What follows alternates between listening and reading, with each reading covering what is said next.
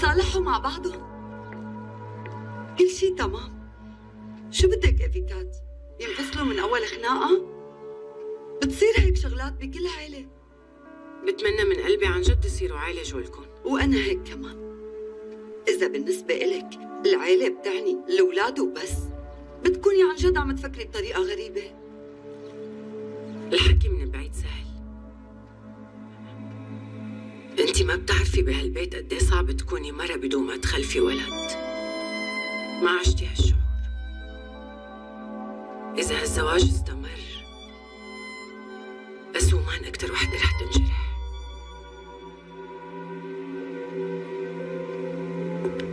مرحبا يا خانم، فاضية؟ شو بدك؟ اطلعت على مونة البيت، لازم نتسوق. انت كنت تجيبي الأشياء الخاصة يلي بيحبها الآغا. والله كان في قائمة بشي مكان بس ما بعرف وينها. إذا بصدفها قدامي ببعتها مع سلطانة.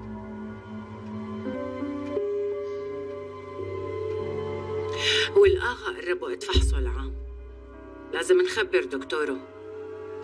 مانك نسيان مو؟ طبعا، يعني متذكر ورح أشوف. وكمان إجا وقت التنظيف العام، يعني قبل التسوق لازم المطبخ يتنظف منيح ويتظبط. اتصلت بشركة التنظيف وأخذت موعد شي؟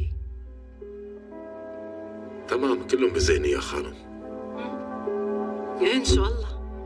لما عم بتطلع فيك من هون مالي شايفة هالشي. هدي.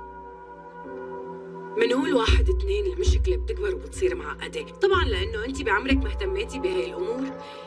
إذا أنا هالعائلة وهالبيت قدمت كل عمري إلهم وما لقيت نتيجة. وأنا كمان هيك، ولهيك أنت لا تقلقي أبدا.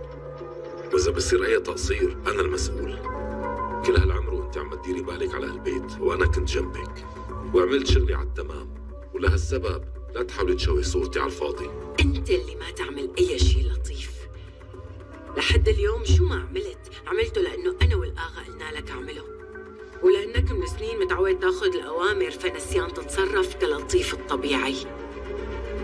أو أنت بتعرف بهيك شيء؟ قصدي لما ما منقلك شو لازم تعمل عم تتلبك، فهمت؟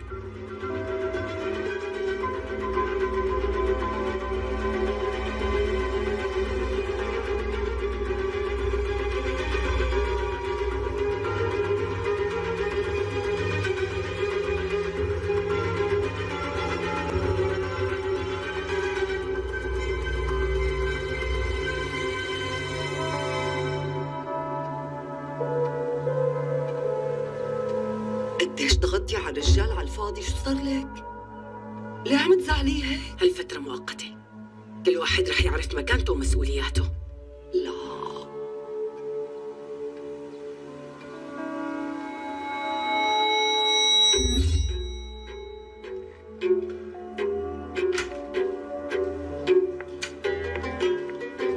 جبت لك القهوة يا أغا.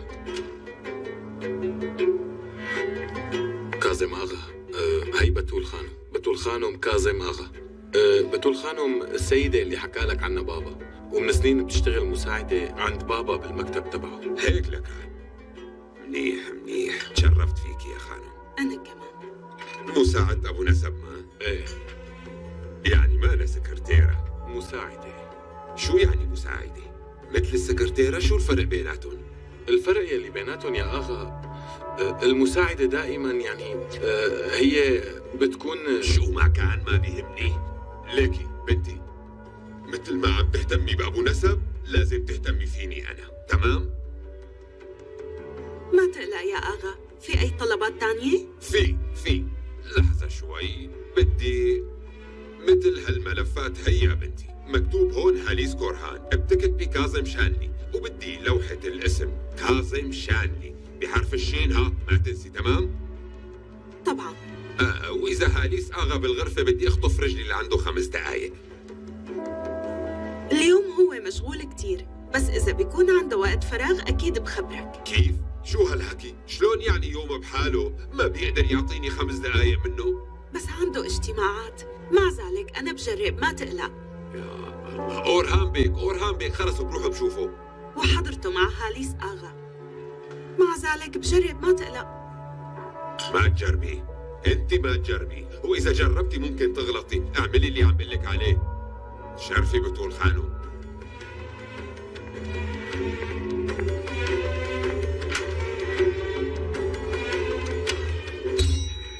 شو هذا مشان الله؟ لك شوف القهوة كبتها، يعني ما عم تعرف تجيب فنجان قهوة لما شغلتوها. ليش ما عملتوا معها مقابلة؟ هالشركة بدها تنظيم. لك ابني انتوا كيف ربحتوا كل هالمصريات؟ عن جد ما عم افهم.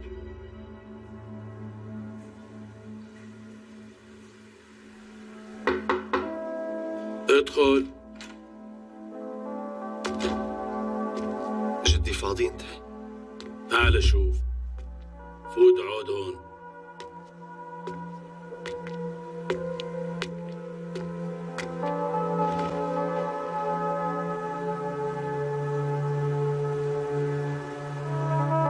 احكي لي لشوف شو عملتوا. شو عملنا؟ فؤاد وأسومان تصالحوا والحمد لله، وكل شيء صار تمام. حلو. طبعا. رفيقتك مرقت لعندي، قابلتوا شي؟ حكيت انت وياها؟ جدي صدفتها بالممر برا. اجت تتشكرنا المخلوقة. حكيت شوي معها؟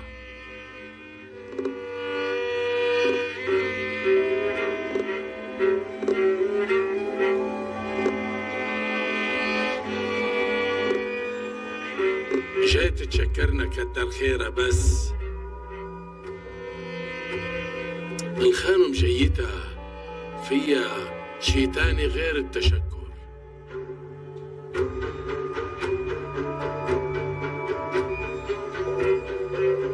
اللي انت يا فريد بتعرف شي ومخبي عني؟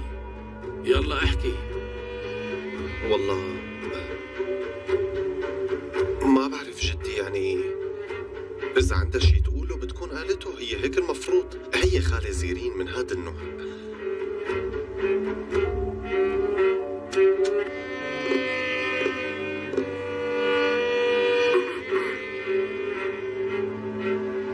فكر منيح، عندك شي بدك تقلي اياه؟ ليك عم اسألك من هلا، بعدين إذا بتخلق أي مشكلة. لا جدي، يعني المرأة مشغول بالها على بنتها، لهيك بتكون اجت. كلنا مع بعض بالفترة الماضية يعني تعرضنا لمشاكل، وهي بحجة الشكر بتكون حكيت معك، يعني محاولة لأنه تطمن بالك.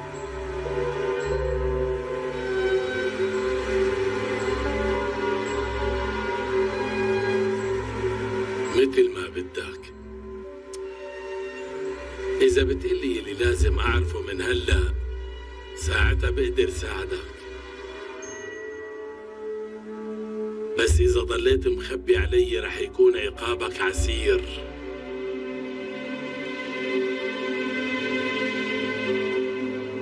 عم تفهم؟ تمام جدي، بتشكرك كتير. يلا لكان، قوم يا ابني روح شوف شغلك.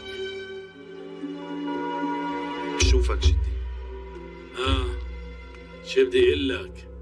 طلبت شوية سجلات من صادق ولسه ما اجوني، بس تروح اسأله. تكرم عينك جدي.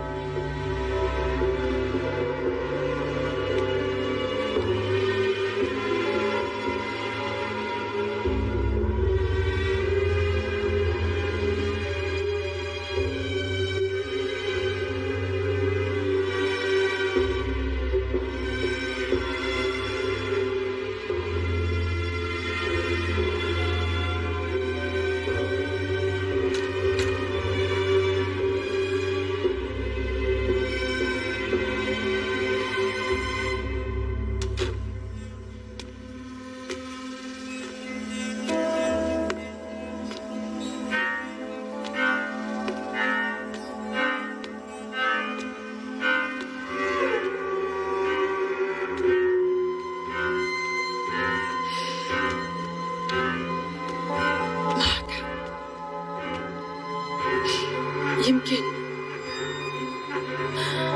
قلة ثقتي هي ومخاوفي، كل هدول الشغلات جبتهم من الماضي اللي عشته، بس للأسف انت السبب انه رجعوا طلعوا اليوم فريد. طالما ما فيك تقضي حياتك معي ومن دون ثقة، مانك مضطرة تحاولي سايرة. خلينا ننفصل ونخلص من هالشغلة كلها، اوكي؟ ومثل ما انت سرقت مستقبل بنتي، انا بدي اياك تعمل اللازم، لانه ما فيك تدير ظهرك وتمشي ولا كانه في شيء صاير. الو، نحن لازم نلتقى ضروري، ما فيني اجي، لاقي حل.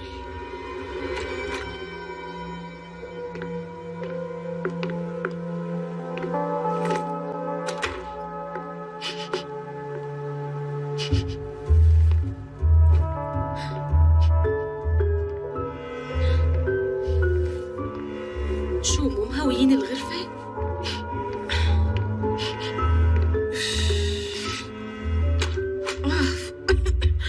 انتي منيحة؟ شو صار لك؟ منيحة. لشو صار؟ عملت شي غريب؟ لكون سخنانة اختي.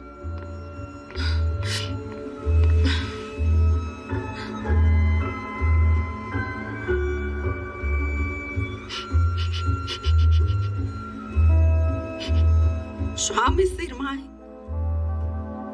هالشرشف مانو مغير؟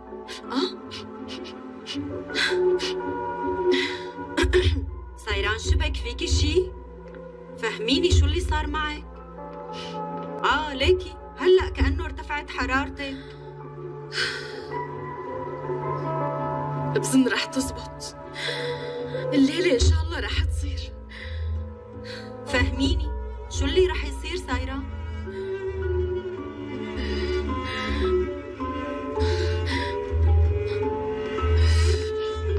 سايران اطلعي فيني، عم قلك شو رح يصير الليلة. أنا بظن يعني حابة إنه شو اسمه، أنا وفريد، يعني أنا وياه حابة إنه وأخيرا عم تحكي بالألغاز. فهميني شو صار لك؟ اختي شبك ما عم تفهمي علي شو عم قول؟ قلت لك حابة أنا وفريد إنه نجرب، يعني شو ما فهمتي علي؟ اختي اسكتي ليقوم حدا يسمعك. مين ما سمع ما رح يفهم شو قصدك. يسمعوكي شو صار لك؟ شو عم تعملي؟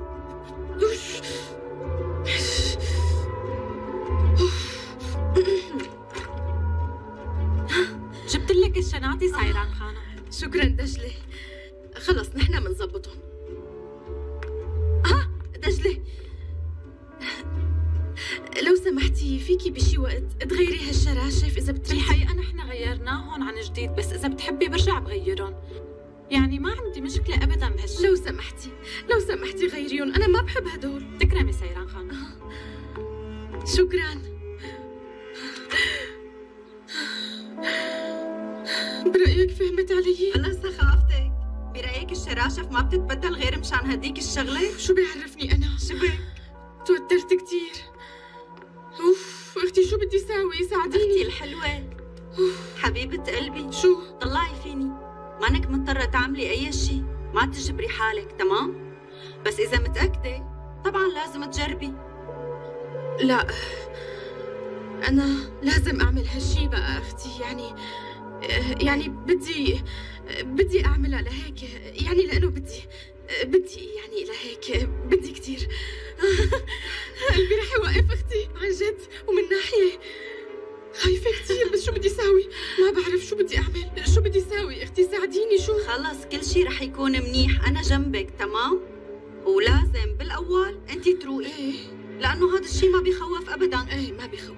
أنا بنصحك إنه تكوني هادية، تمام؟ وبعدين بدك تكوني مرتاحة، لأنه هذا الشي رح يريحك أكتر، وبعدين رح تحسي بإحساس حلو كتير. لك هبلة؟ لك أنت شو عرفك بهالشغلات لك غبية؟ أنا ما عم صدق مع مين عم بحكي.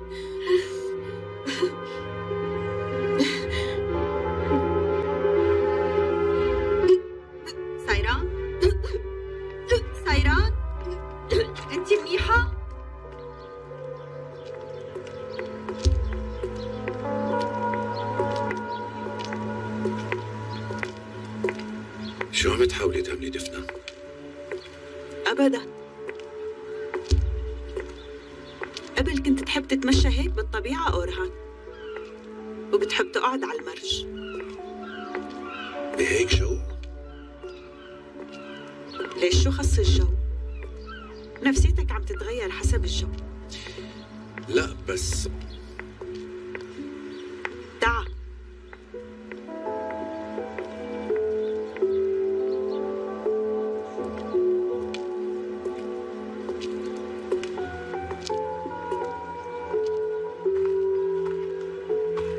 ما تقلق، ماله مبلول. يلا تعال تعال تعال. دفنة كرمال الله. يلا أورهان، يلا مثل أيام زمان، يلا.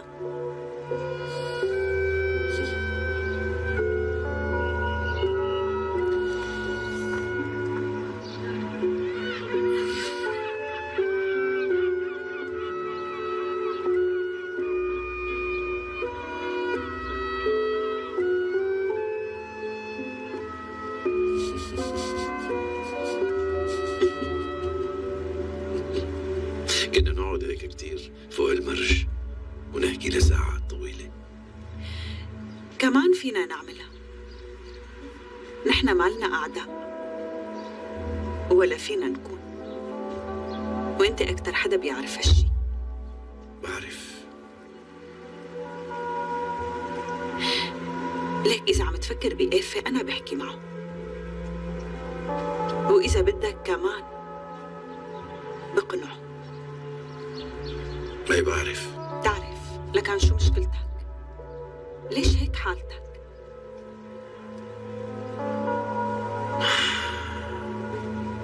البابا والأولاد وعيلتي، يعني كل شي. انت عم تدير بالك عليهم كتير منيح، وعم تعمل يلي بتقدر عليه. بترجاك ما تحملها كل هالقد. ما عم يكفي بنوم وما عم لحق لهم. بعض الأمور تحت سيطرتي، لأنه الحياة خارج سيطرتنا. يعني مع كل هالتفكير والخناق ما فيك تعيش الحياة. يعني أكيد فيك تعيش، بس بهالشكل ما فينا نسميها حياة. بهالحالة هاي أنت عم تتنفس مو أكتر. أنا ما بعرف طريقة تانية. تعرف، مجرد نسيان. ليه كنا نروح سوا الصبح نعمل جري، والمسا كنت تهرب من البيت ونمشي لساعات على الشط. أنا بعدني عم أعمل هالشغلات، وأنت فيك تعمله. الحياة عم تمشي يا أورهان، يعني بإيدك إنك ما تضيع حياتك. أكيد فيك تعمل يلي بتقدر عليه كرمال عيلتك، بس عيش حياتك كمان مثل ما بتحب وما تقصر.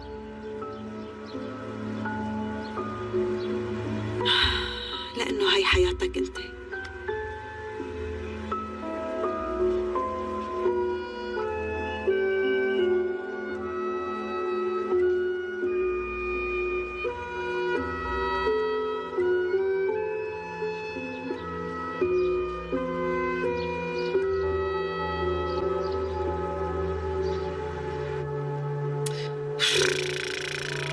ليكي رح أقرأ لك شو مكتوب هون، إنه الزوجين لازم يكونوا جاهزين بنفس اللحظة، وانتي هون ما عندك مشكلة لأنه جوزك دائما جاهز لهي القصة.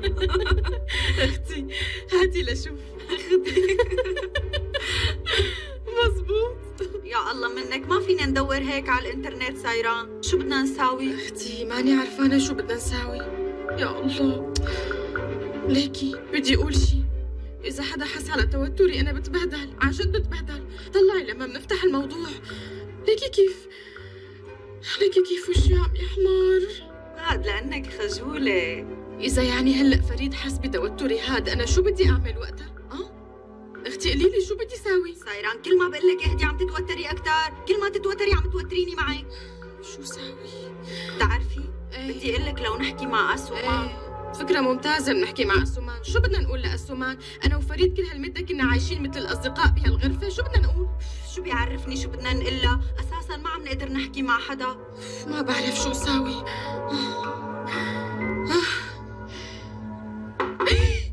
إيه؟ لا تخافي ندق الباب.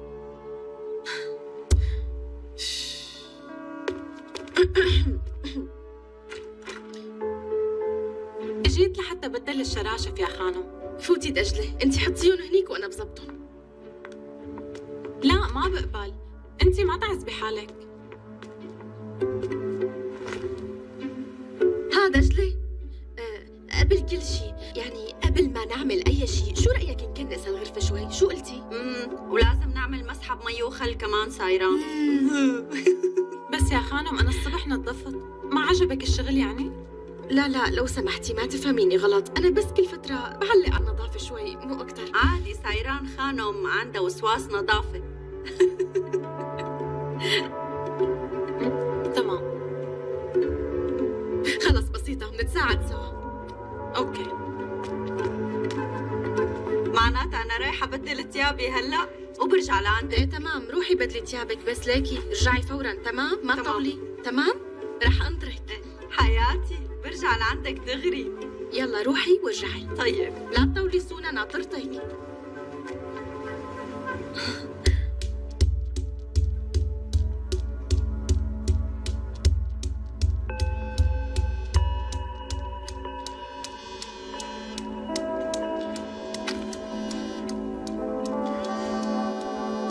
صادق بيك، أنا رايح الحمام وراجع، والملفات اللي بقيوا بس أرجع بشتغلهم.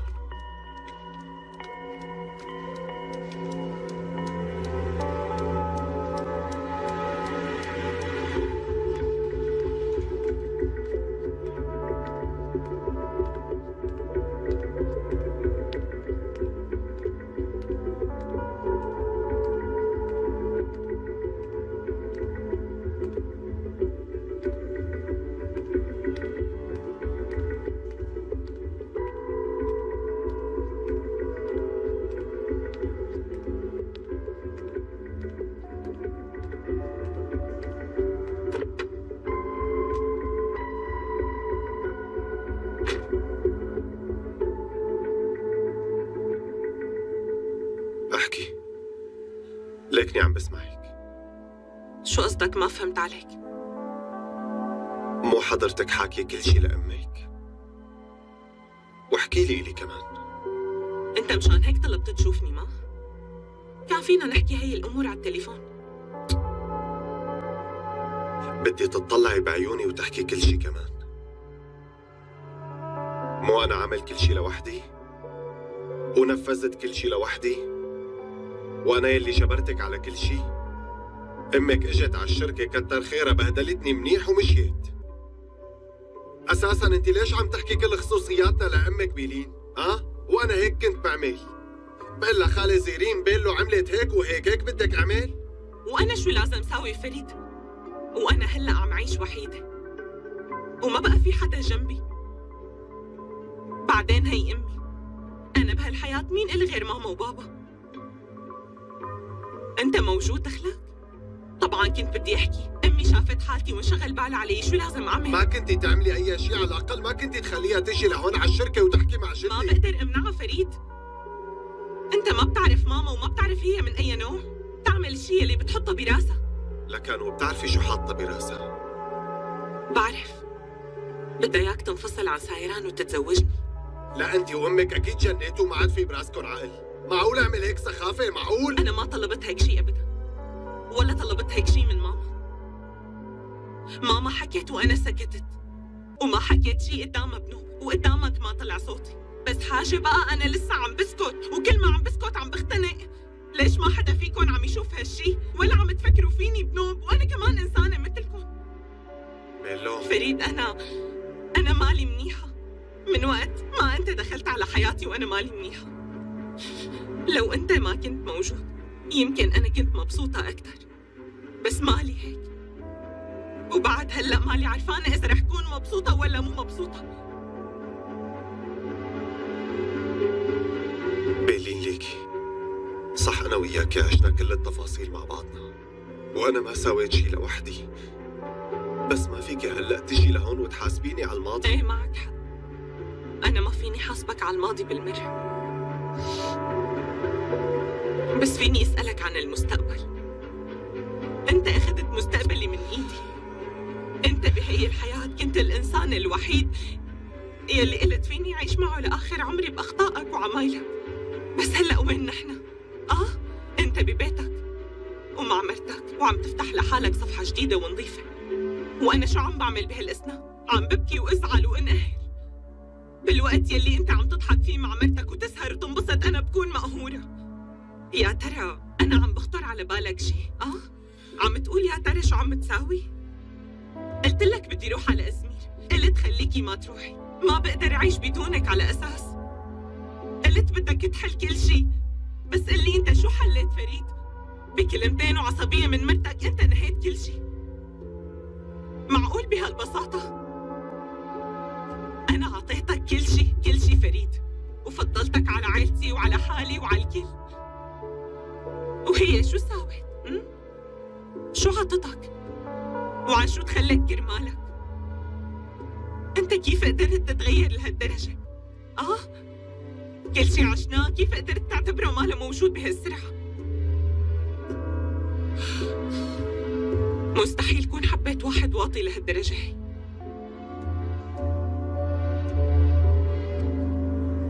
ليكي عم تحكي شغلات رح تندمي عليها، تمام؟ لا، ما رح أندم. اندمت بما فيه الكفاية بسببك. انزل من السيارة،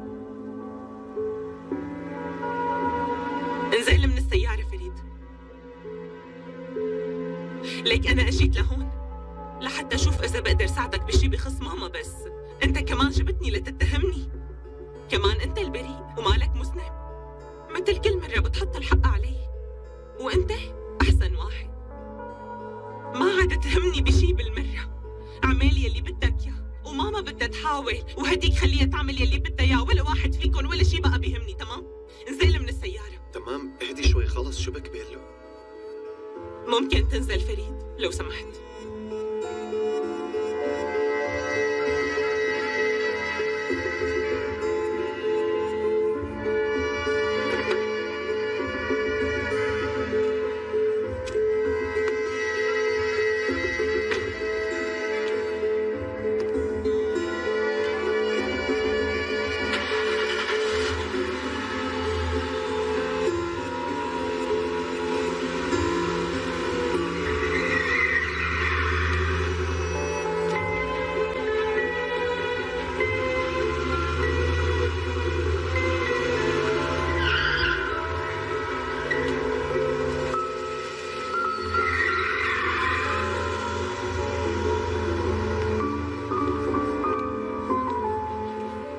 السلام عليكم ورحمة الله وبركاته.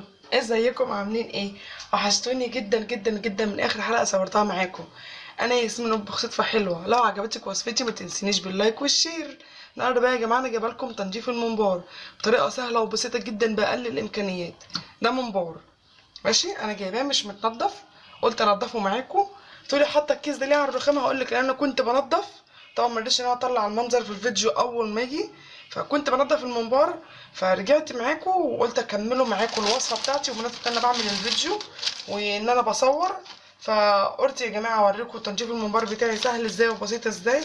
اوريكم الممبار بتاعي نضف ازاي، ولا هتجرجي بسكينه ولا هتشيلي منه الحاجات بسكينه ولا اي حاجه خالص، لا هي مجرد ان هي ايه، مجرد ان انا جبت جلده انبوبه معايا. طبعا دي جلده انبوبه الكل عارفها، خدتها كده حطيتها في قلب الممباره، في قلب الجلده كده، الممبرايه اهي في جلده انبوبه طرفها، دخلت فيها كده جلده الانبوبه اهي زي ما انتم شايفين اهي. واضح معايا؟ كل اللي انا هعمله ان انا همسك جلده الانبوبه كده وامسك زمام الممبار كده واسحب الجلده كده اهو، اسحب الجلده كده اهو. شايفين نزلت بلاوي قد ايه؟ بص اهو، شايفين؟ واضح معايا في الفيديو، باين جدا جدا اللي نزل في الفيديو اهو. اهوت ادي واحده نضفتها معاكم، اوريكم التانيه.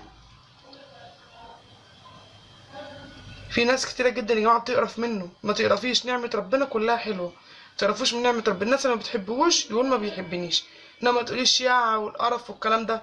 انا واحده من الناس بحبه على فكره، ما كنتش بحب انضفه، بس بما ان انا عامله قناه لشغلي واكل عيشي ومصدر رزقي، فانا حبيت ان انا اطلع انضفه قدام منكم اوريكم المنبر بتاعي بنضف ازاي. بس لو عجبتكم الفيديو ما تنسيش باللايك والشير. اجي التانية اهيت حطيتها في جلدة الانبوبة المنبرة اهي، دخلتها كده. هتمسكي البتاعة كده اهوت ميليها واسحب كده واسحبي كده.